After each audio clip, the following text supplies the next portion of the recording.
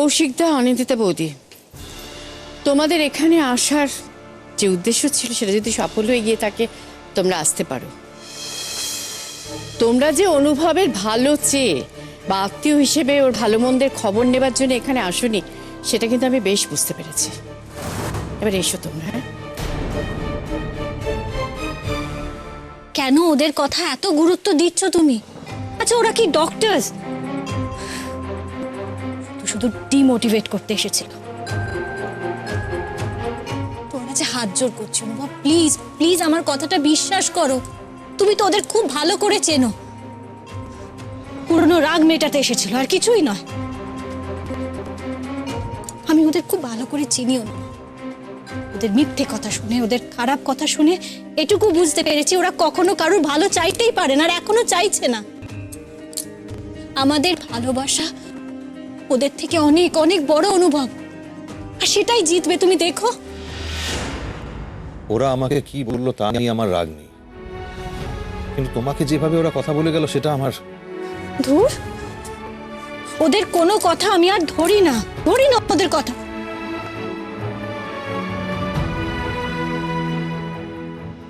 তুমি আমার কথা ভাবছো?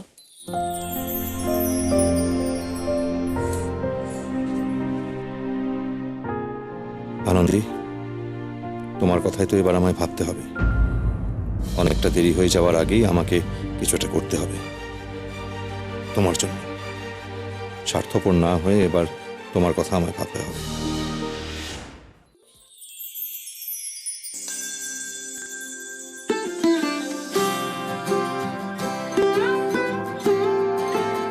তুমি উঠে পড়েছো? আমায় ডাকলে না কেন? ঘুমিয়ে থাকা অবস্থায় তোমার দিকে তাকাতে ভালো লাগছিল তাই। মোটেই না, আমার দিকে তাকিয়ে থাকতে তুমি এতটুকু ভালোবাসো।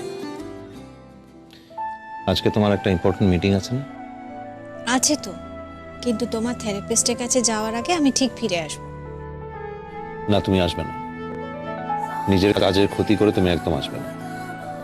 সেটা হয় না অনুভব, থেরাপিটা করানো দরকার, ডক্টর বারবার বলেছেন। তাও আসবে না। নিজের কাজটাকে এরকম ভাবে অবহেলা করবে না, তাহলে কিন্তু আমি আমার মনে শান্তি পাবো না। মনে হবে আমার জন্য তোমার কাজের ক্ষতি হচ্ছে। আচ্ছা ঠিক আছে, তাহলে তুমি কথা দাও যে তুমি পিসি বা বাবার সঙ্গে ক্লিনিকে যাও। আচ্ছা ঠিক আছে, যাবো, কিন্তু একটা শর্ত আছে। কি শর্ত? আমি তোমার কথা শুনবো, বিনিময়ে তোমাকে আমার একটা কথা শুনতে হবে। কি কথা? সেটা তুমি ফিরে এলে বলবো আমি, কিন্তু প্রমিস করো আমি তোমাকে যেটা বলবো সেটা তুমি শুনবে এবং মানবে।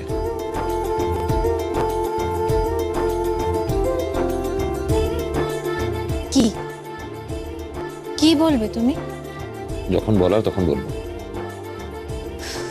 অনুভব প্লিজ, আমি টেনশন নিতে পারি না। ভুল কথা, তোমার মতো শান্তভাবে টেনশন নিতে আমি কাউকে দেখি। প্লিজ বলো না, কি কথা, প্লিজ বলো। সেটা তো সারপ্রাইজ। দেখো, তোমার কথা না শুনে আমি কোনো প্রমিস করব না।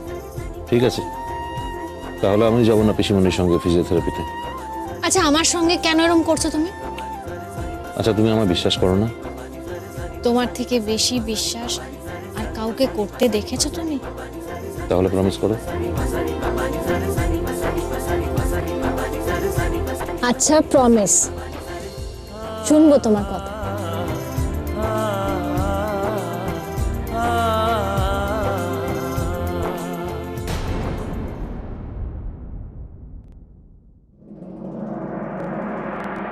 অনুভব,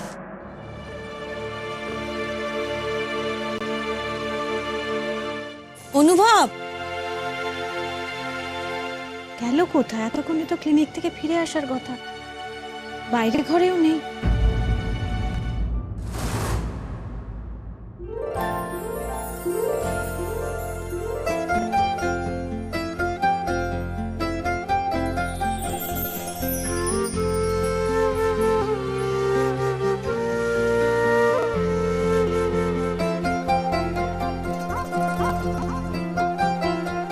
বাবা, তাহলে এইটা হলো তোমার সারপ্রাইজ?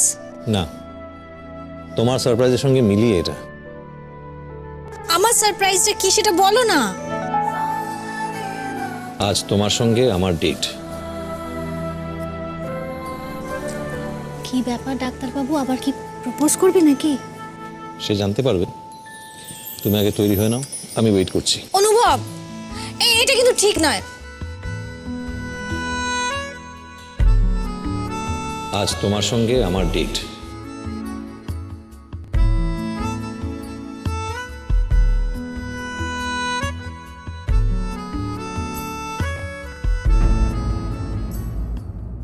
কি ব্যাপার, আজকে ছেলেটা আমার এত রোমান্টিক হয়ে উঠেছে?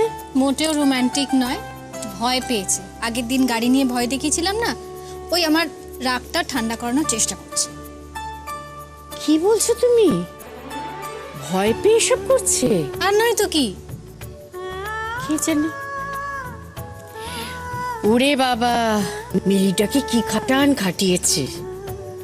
বেচারি বোধহয় নার্সিংই ভুলে গেছে। সারা দিন ধরে ওকে দিয়ে ডেকোরেশনের কাজ করিয়েছে। তোমার জন্যই একটু একটু করে বদলাচ্ছে আমার অনুভব। দেখো, তুমি ওকে একদিন আবার নিজের পায়ে দাঁড় করিয়ে দিতে পারবে। ব্যাস, শুধু এটুকুই চাই। তারপর যদি অনুভব বলে ও জীবন থেকে চলে যেতে, আমি চলে যাব, আমি ঝগড়া করব। মার খাবে যদি অনুভব এসব কথা বলে। ও তো মার খাবে, তুমি বললে তুমিও মার খাবে। যাও গিয়ে তৈরি হয়ে নাও। ডক্টর অনুভব মৈত্রের সঙ্গে ডেটে যেতে গেলে যেরকম ভাবে সাজাগোজা উচিত সেইভাবে সাজগোজ করবে, কেমন?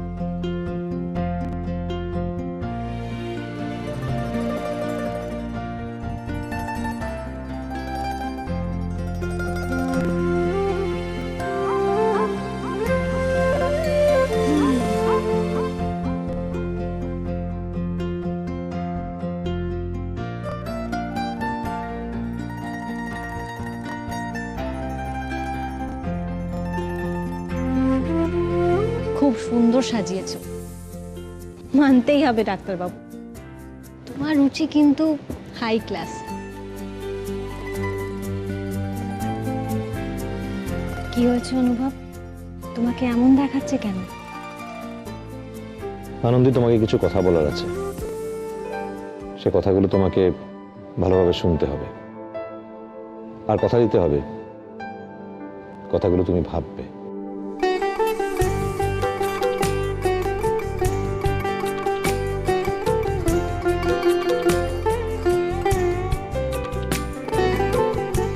জানো আনন্দী, তুমি যখন আমার দিকে তাকিয়ে থাকো, তোমার এই সুন্দর বড় বড় চোখ দিয়ে শুধু আমাকে দেখো, তখন আমার নিজেকে খুব লাকি মনে হয়। আমার মনে হয় আমার জীবনেও একজন আছে যে আমাকে ভালোবেসে শুধু আমার দিকে তাকিয়ে থাকে। তুমি আমার চোখের ভাষা বুঝতে পারো? খুব বুঝি। I am so lucky to have you as my friend. আমার পরম সৌভাগ্য যে আমি আমার জীবনে তোমার মতো একজন বন্ধু পেয়েছি। আচ্ছা আনন্দী, তুমি আমাকে বন্ধু বলে মনে করো তো? কি মনে হয় তোমার? তোমার মনে আছে আমাদের প্রথম দেখা হওয়ার দিনটা? তোমার বাবার অ্যাক্সিডেন্ট হয়েছিল, তুমি হসপিটালে ছুটতে ছুটতে এলে, অস্থির হয়ে, ভয়ে, দুশ্চিন্তায়, আর আমি খুব রাগারাগি করেছিলাম তোমার উপরে। আচ্ছা, একটা কথা ভেবে দেখেছো আনন্দী, দুর্ঘটনা তোমার আমার জীবনে কতবার এসেছে, কত কিছু বদলে দিয়েছে আমাদের জীবনে, কত কিছু। তারপর সেদিন এনজিও থেকে ফেরার সময় গুন্ডারা হামলা করলো, তুমি আমাকে বাঁচালে, তুমি নিজে আঘাত পেলে। আর তুমি সেদিনকে আমাকে খুব বকেছিলে আমি হসপিটালে যেতে চাইনি বলে। সত্যি কথা বলতে তোমার সেই বকুনি আমার খুব ভালো লেগেছিল। বকুনি খেতে ভালো লেগেছিল? রিয়েলি কেউ কাউকে নিজের আপন মনে না করলে কিন্তু এরকম ভাবে বকতে পারে না।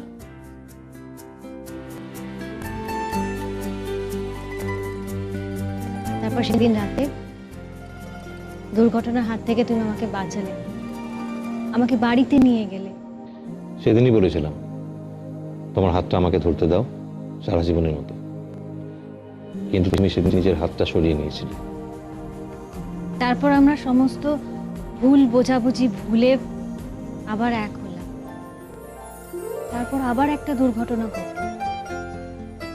দিয়া দিয়া নিজেকে শেষ করে দিতে চাইলো। তখন আমরা স্থির করলাম যে আমরা নিজেদের পথ আলাদা করে নেব। আবার আবার ভাগ্য আমাদের এক করলো। মন্দিরের সেই রাতে মাথা ঘুরে পড়ে গেলাম আমি সিঁড়িতে।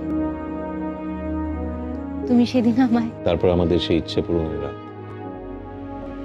লাল চিলিতে তোমাকে খুব সুন্দর লাগছে। আমার মনে হচ্ছিল আমি আমার পুরোটা জীবন সেই রাতের মধ্যে কাটিয়ে দিলাম।